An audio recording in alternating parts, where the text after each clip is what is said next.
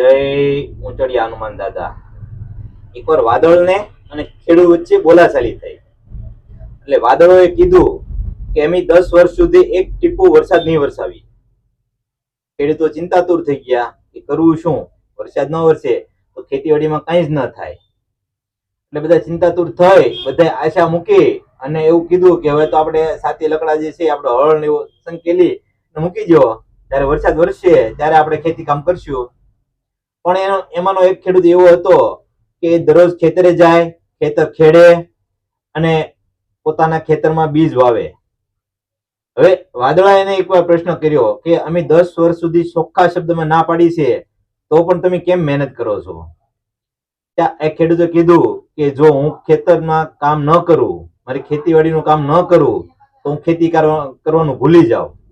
હું ખેતી કામ ભૂલી ન જાઉં ને એટલા માટે હું ખેતી કરું છું, મહેનત કરું છું.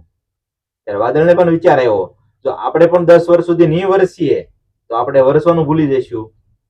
એટલે એને તરત જ વરસવાનું શરૂ કરી દીધું.